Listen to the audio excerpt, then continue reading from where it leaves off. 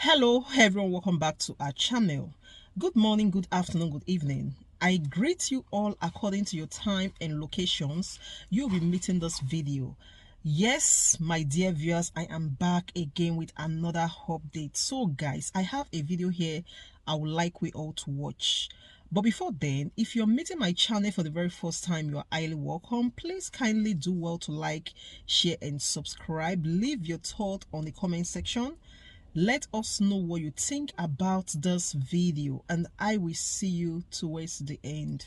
I was traveling. I had to come down from my vehicle. The Labour Party chairman telling party faithfuls not to be caught off guard because APC members are already planning a rerun election. This is not a surprise when you look at the past, what they have done since being declared winner. You will see that they have been making the moves. It also gives credence to the rumors that some people approached the judges and they refused, saying that the evidence was just too much, that they can't do anything. Although these are just rumors, but sometimes some of these rumors are revealed by people on the inside. Apart from rumors, many people in the know, lawyers, and many people that are aware of the massive evidence in front of the Presidential Election Petition Tribunal judges, many of them believe that the verdict is heading towards an outright cancellation of the presidential election. Not that P2B and the Labour Party did not submit enough evidence to prove that they won the election, but let's take it one by one. This Presidential Election Petition Tribunal is not like any other seen in Nigeria. This time around, maybe because of the involvement of technology, the evidence is just too massive. The petitioners, Labour Party and PDP, all provided evidence of substantial non-compliance by INEC in the conduct of the presidential election. And when they wrote this in their petition, many people were expecting that INEC would have come back charging and shouting, no, we did the right thing, we did this, we did that. But when you look at the witness statement of the only witness that INEC called against the Labour Party, the witness agreed with everything, all the accusations, everything the Labour Party said about the election. The witness agreed 100%. So it's no longer an allegation. The person you are accused of doing something agreed with you 100%. So there's no doubt. The judges cannot be saying, this is hearsay, this is that, this is it, because the person you accused accepted your accusation in good faith. Let's see what the INEC witness said, because some people are saying missing the main issue. People are saying that INEC has the right to conduct the election any way they want, any type of collation that they choose. That one federal high court judgment before the election affirmed the right of INEC to conduct the election any way they want. That's not the main issue. Let's get back to what the INEC witness said in court. The INEC witness accepted that they did not upload the presidential election results. His reason being that there was an unexplained glitch that only affected presidential election results. That's by the side.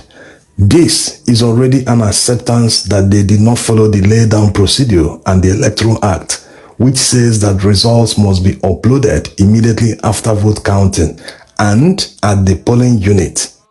Granted that the law says that collation can still be done with other copies of the results, not just the one uploaded on IREF. But there's one problem here. The drafters of the electoral law made this provision because they know that it is an election. There might be instances in some polling units where after the voting, the polling officer might experience network failure or other problems like thugs coming to the polling unit to disrupt the process.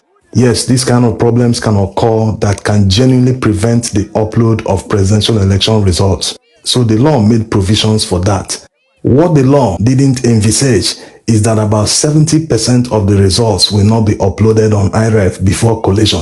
This is where the INEC witness failed completely, because he also accepted while he was being cross-examined by the PDP counsel that only 31% of the results were uploaded on the IREF at the time INEC chairman Mahmoud Yakubu was announcing the winner. So what does this show? It shows that a greater percentage, a whopping 70% of the results were not uploaded. So collation of 70% of the presidential election results did not follow the laid-down process of the law. This can only lead to one conclusion. This is not a matter of guesswork or how the judges will decide or this, that. This is in black and white. It can only lead to outright cancellation of the presidential election. When the law says upload results immediately after vote counting at the polling unit in order to protect the integrity of the will of the people, and you go ahead and fail to upload 70% of the results, it can only mean one thing: it is substantial violation of the provisions of the law. And that substantial violation can only lead to an outright cancellation of the election. Now, let's get back to why the judges at the Presidential Election Petition Tribunal will place the cancellation over declaring a winner in the person of Peter Obi or someone else. This is because the foundation is already faulty when the petitioners have proved that the election was conducted in gross violations of the electoral law and INEC regulations. Nothing good can come out of it because it's the foundation. You cannot say that candidate A did not win because of the gross violations by INEC, and on the other hand, you say that candidate B can win based on the same election.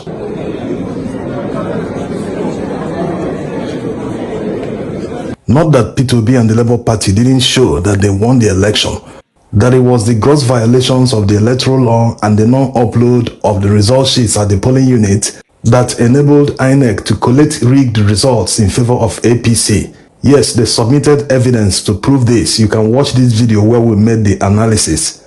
That notwithstanding, the fact that they proved the gross violations by INEC might make the judges to overlook whatever evidence they are presenting that proves that they won the election.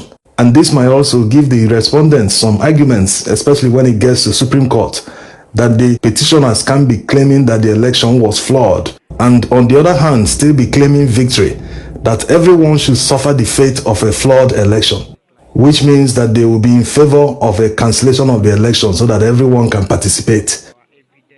Why the Presidential Election Petition Tribunal judges will go for cancellation of the election is because of the Supreme Court ruling on Oyetola versus Adeleke. This judgment is the first judgment and the only precedent that we have now in Nigeria going by the new technology, BVAS and the electoral law. In that judgment, the Supreme Court specifically said that results must be uploaded on IREV before collation can take place. They also affirm that the primary source of voter accreditation during collation is the BVAS machine. And looking at the massive overvoting from the BVAS report that INEC submitted, it means that the collation officers did not observe the rules during collation. So based on all this, the judges might just cancel the election outright.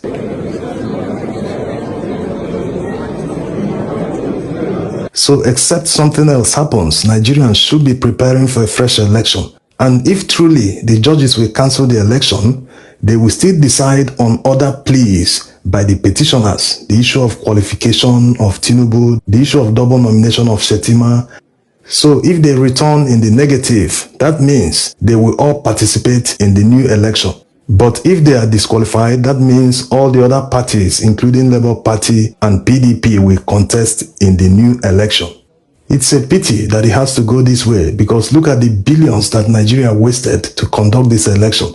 And people wasted the money for nothing. They couldn't just follow due process. And they can't say they didn't follow due process for nothing. They must have done it out of interest or monetary influence from politicians. That's why anyone that eventually emerges the winner of the presidential election must make sure that all these INEC workers from top to bottom, including politicians who influence them, must be brought to book, because Nigeria cannot go through all this without people learning their lessons. People need to understand that the law must be upheld. Although they still sent SMS to people, some people were giving cards to scratch and all that, but it wasn't as effective as they wanted. That's why they changed strategy and involved INEC to prevent the upload of presidential election results. So with them being in power, they have the opportunity to perfect the flaws of the last election. This time around, who knows what will happen? That's why people might not come out in their numbers like in February. A lot of people lost their lives in the last election. So what's the guarantee that the right thing will be done this time around, with all the officials of INEC still maintaining their positions? Let's just hope that the ultimate solution will be found. Thanks for watching. Anything to the right thing, so that we do it once and for all. Because if it could make any mistake, how was we have been doing since morning?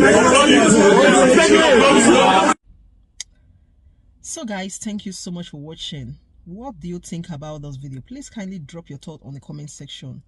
I'll see you again my next one. Bye for now.